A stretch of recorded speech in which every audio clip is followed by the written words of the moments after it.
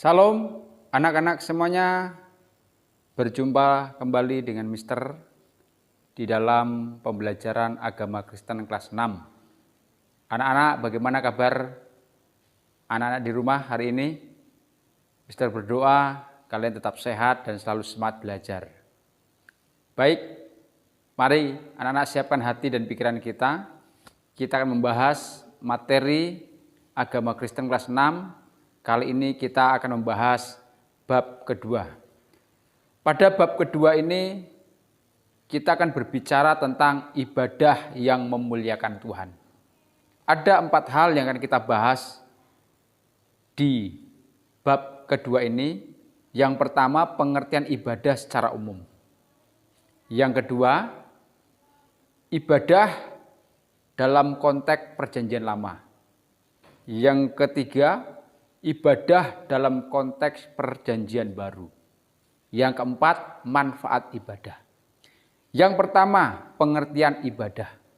Anak-anak, secara umum ya, ibadah adalah ungkapan syukur kita kepada Tuhan atas berkat-berkat yang sudah Tuhan berikan kepada kita. Ungkapan syukur ini bisa tertuang lewat perkataan, lewat pikiran, lewat hati, dan juga perbuatan. Intinya apa? Perkataan, pikiran, hati, dan perbuatan kita yang mengarah kepada ucapan syukur kita kepada Tuhan. Bahwa Tuhan itu sudah menyediakan banyak berkat buat kita. Berkat-berkat Tuhan begitu banyak yang kita terima. Misalnya nafas kehidupan, kesehatan, waktu, tenaga, kepintaran. Kita memiliki keluarga, itu juga berkat Tuhan. Kita punya teman yang banyak, itu berkat Tuhan. Sangat banyak berkat Tuhan yang kita nikmati. Mulai dari lahir sampai kita mati, semuanya Tuhan menyediakan untuk kita. Dengan alasan itulah kita harus mengucap syukur, berterima kasih kepada Tuhan lewat ucapan, lewat pikiran, hati, dan perbuatan. Itulah pengertian ibadah secara umum. Nah, ketika kita melakukan ibadah kepada Tuhan, kita melakukan pujian dan penyembahan kepada Tuhan, sesungguhnya di situ kita sedang mengakui keberadaan Tuhan. Sedang mengakui bahwa hanya Tuhan saja yang layak kita sembah, yang layak kita puji. Ya. Tidak ada Allah lain ya, yang layak untuk disembah, dipuji, diagungkan, hanya kepada Tuhan saja. Ya. Jadi ketika kita beribadah, kita betul-betul ya mengakui keberadaan bahwa Tuhan itu benar-benar baik dalam kehidupan kita. Baik, yang kedua, kita akan melihat ya ibadah dalam konteks Perjanjian Lama. Nah, dalam Perjanjian Lama istilah ibadah itu menggunakan kata to serve, ya. To serve artinya melayani, ya, melayani. Dan bangsa Israel sebagai umat perjanjian Allah, mereka dalam hal ibadah begitu tekun, begitu sungguh-sungguh. Secara lahiriah mereka melakukan ibadah itu begitu ketat. Ya. Nah, kalau kita melihat ibadah yang dilakukan bangsa Israel, ada beberapa konsep ibadah orang Israel. Yang pertama, bangsa Israel ya melakukan ritual-ritual, upacara-upacara dalam mempersembahkan sesuatu kepada Tuhan. Dalam ritual itu mereka menaikkan doa-doa, tangisan-tangisan kepada Tuhan. Bahkan mereka juga menari-nari sebagai wujud sukacita. Ya.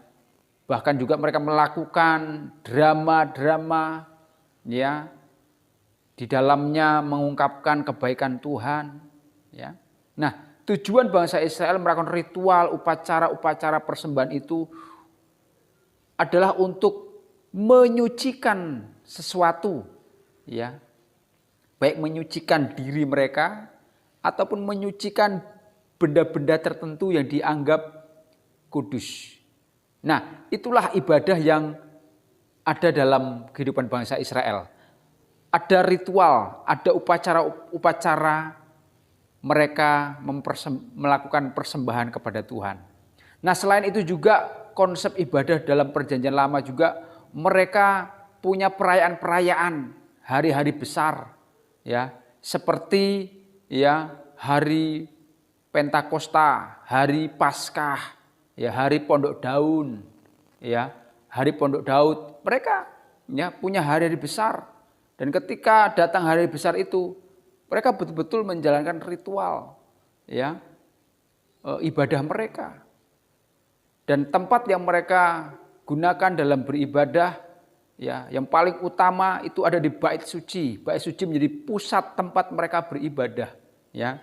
Nah, di sanalah mereka melakukan pujian dan penyembahan. Di sana mereka mendengarkan, ya, hukum Taurat yang disampaikan oleh para nabi, imam-imam, ya. Di Bait Allah mereka melakukan doa-doa syafaat, memberikan persembahan. Nah, itulah ya kondisi peribadatan yang dilakukan oleh bangsa Israel. Ada perayaan ritual, ya, ada hari-hari besar yang mereka rayakan, dan Bait Allah, Bait Suci itu menjadi pusat tempat mereka ibadah. Nah, kalau kita melihat mengacu kepada istilah ibadah dalam Perjanjian Lama itu servo, melayani. Jadi umat Tuhan dalam Perjanjian Lama, seseorang dikatakan ibadah kalau mereka benar-benar melayani Tuhan, ya. Mereka melayani Tuhan secara fisik, ya. Mereka melayani Tuhan melalui seluruh tubuh mereka, ya. Seluruh anggota tubuh mereka, ketika mereka punya kemampuan, ketika mereka punya talenta, ya, mereka pakai untuk melayani Tuhan. Jadi bangsa Israel benar-benar dikatakan beribadah ketika mereka melakukan pelayanan untuk Tuhan, ya. Pelayanan, kemampuan yang mereka miliki, ada talenta-talenta yang Tuhan berikan, ya. Maka dari itu, ya, orang Israel begitu setia dalam memberikan pelayanan, melayani Tuhan. Ya, karena itu adalah bentuk ibadah mereka kepada Tuhan. Dan kemampuan yang Tuhan berikan kepada setiap orang, itulah yang sering disebut dengan talenta. Ya.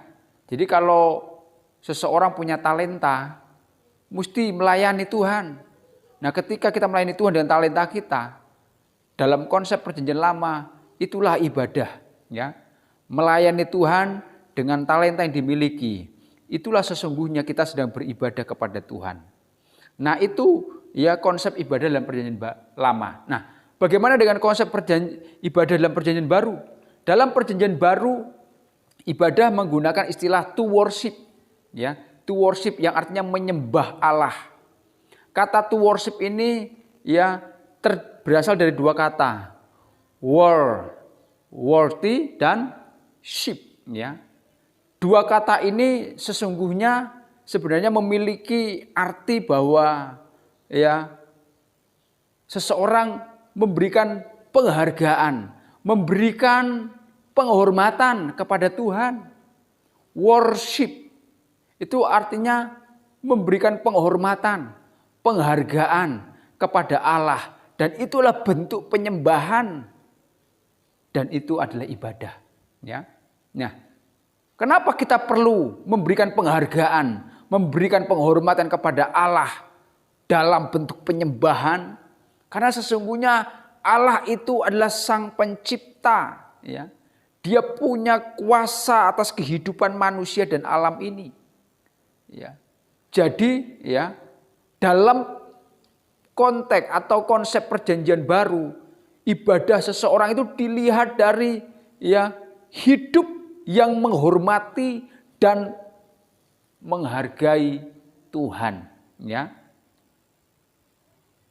Dan dalam perjanjian baru bukan hanya pelayanan lahiriah saja, ya, talenta yang kita pakai untuk melayani Tuhan, tapi dalam perjanjian baru betul-betul ya itu ditekankan ibadah itu dilihat dari hati dan pikiran seseorang, apakah dia menghargai dan menghormati Tuhan, ya. Jadi ibadah itu bukan hanya sekedar pelayanan yang pada akhirnya menjadi sebuah rutinitas, formalitas. Tapi dalam perjanjian baru, ibadah lebih dilihat dari sikap hati seseorang. Sikap ya, hati dari kehidupan orang itu. Apakah dia benar-benar menyenangkan hati Tuhan? Apakah dia benar-benar ya tulus kepada Tuhan? Atau sekedar ya melayani secara lahiriah saja. Misalnya ya punya suara bagus, dia melayani di gereja, ya, menjadi pemimpin pujian, menjadi pemimpin paduan suara, bagus suaranya, ya. Talentanya luar biasa dipakai untuk melayani Tuhan di gereja. Tapi hati dan pikirannya penuh dengan dendam misalnya, penuh dengan iri hati, kemarahan. Saya kira ibadah seperti itu tidak berkenan bagi Tuhan. Kalau kita lihat dari konsep perjanjian baru.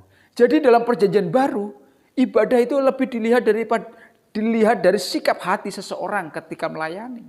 Ya. Ketika sikap hati seseorang benar, menghormati, menghargai Tuhan, hatinya tulus, pikirannya bersih, ya, maka sesungguhnya itulah ibadah. Ya, ibadah. Jadi ibadah bukan hanya ya pelayanan formalitas menjadi sebuah rutinitas, tapi harus disertai dengan kehidupan hati yang benar, kehidupan pikiran kita yang benar. Nah, itulah ibadah dalam perjanjian baru. Dan kita saat ini sedang masuk ya di dalam kehidupan anugerah, zaman anugerah, ya.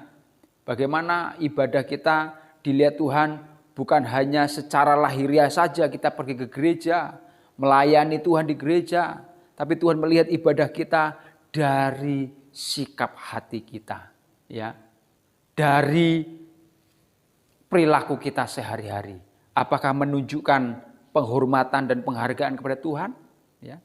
Nah, anak-anak yang kasih Tuhan, itulah ibadah, ya. Baik perjanjian lama, perjanjian baru, ya. Kita melihat bahwa ibadah itu, ya, di sisi lain adalah bentuk kita melayani Tuhan. Yang kedua, kita memiliki kehidupan menyembah Tuhan, menghormati dan menghargai Tuhan. Yang keempat, kita berbicara tentang manfaat ibadah. Ya, di sini kita melihat ada 3 manfaat ibadah. Yang pertama, mempererat hubungan kita dengan Tuhan. Ya. Dengan beribadah kepada Tuhan, kita menyadari dan mengakui bahwa Allah itu begitu sayang, begitu dekat dengan kita. 1 Korintus 14 ayat 25. Anak-anak, ya, bahwa ibadah itu sesungguhnya membuat hubungan kita semakin dekat dengan Tuhan. Yang kedua, ibadah itu adalah meningkatkan moralitas dan spiritualitas hidup kita. Ya. Jadi ketika kita beribadah kepada Tuhan, maka sesungguhnya Tuhan sedang membentuk moral kita, spiritual kita menjadi bertumbuh, menjadi dewasa. Ibadahlah bentuk ya pembentukan moral kita menjadi lebih baik, moralitas dan spiritual kita menjadi bertumbuh. Kolose 1 ayat 10, ya. Kemudian yang ketiga, ibadah membuat manusia itu saling bersekutu satu dengan yang lain, saling melayani, saling mengasihi. Ya, misalnya kalau kita pergi ke gereja, ya, maka akan saling bertemu jemaat satu dengan jemaat yang lain, dan mereka bertemu bersekutu bersama-sama. Nah, ibadah itu membuat setiap orang percaya bertemu, bersekutu bersama, saling memberkati, saling melengkapi. Ya, dengan beribadah orang percaya dipertemukan. Nah, anak-anak, itulah manfaat ibadah. Maka dari itu melalui pelajaran kita kali ini, Tuhan ingatkan, ayo kita selalu beribadah kepada Tuhan. Selalu kita setia rajin beribadah kepada Tuhan. Nah, di dalam Yosua pasal 24 ayat 14, ya, ayat itu mengingatkan, Yosua mengingatkan kepada bangsa Israel bahwa manusia itu diciptakan Tuhan bukan hanya sebagai makhluk sosial saja, Tapi sungguhnya manusia itu diciptakan Tuhan sebagai makhluk moral dan spiritual. Ya, sebagai makhluk moral dan spiritual, kita harus memiliki hubungan dengan Tuhan lewat ibadah. Jadi Yosua mengingatkan bangsa Israel, kalian harus taat ibadah. Karena kita ini makhluk moral dan spiritual. Ya, bukan hanya sosial yang membangun hubungan dengan sama, ya, tetapi juga harus membangun hubungan dengan Tuhan. Itulah makhluk moral dan spiritual. Nah, Yosua mengingatkan itu kepada bangsa Israel. Kemudian dalam Roma pasal 12 ayat 6 sampai 6, ayat 6 sampai 7, ya, di sana Paulus mengingatkan kepada jemaat Roma bahwa di dalam ibadah kita kepada Tuhan ada keuntungan besar.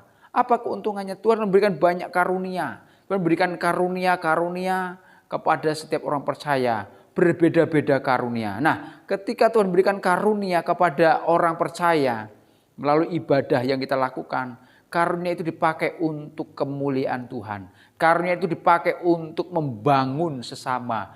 Karunia itu dipakai untuk menyenangkan hati Tuhan. Ya, ada banyak karunia-karunia yang Tuhan berikan lewat ibadah kita. Misalnya ada karunia melayani, ada karunia bernubuat, ada karunia mengajar. Nah, karunia yang kita terima itu Tuhan berikan untuk apa? Untuk melayani Tuhan dan memperlengkapi sesama jemaat. Nah, anak-anak, kita harus melihat bahwa ibadah itu sesuatu yang penting, harus dikerjakan. Melalui pelajaran kita kali ini, mari tingkatkan kehidupan ibadah kita. Ibadah kita harus benar-benar memuliakan Tuhan. Ya, jangan ibadah ya, tetapi kita nggak tulus. Jangan kita ibadah hanya formalitas, rutinitas. Tapi tunjukkanlah ibadah yang betul-betul menyenangkan Tuhan. Di mana pikiran dan hati kita tulus melayani Tuhan. Tulus melayani sesama. Kehidupan kita sehari-hari itu juga cerminan ibadah kita kepada Tuhan. Kalau hidup kita baik dengan sesama, hidup kita menyenangkan orang lain jadi berkat, maka itu juga ibadah yang menyenangkan Tuhan. Anak-anak, kiranya melalui pelajaran kita kali ini, kita semua diberkati Tuhan dan selalu rajin ibadah. Demikian pelajaran kita hari ini. Tuhan Yesus memberkati anak-anak semuanya. Shalom.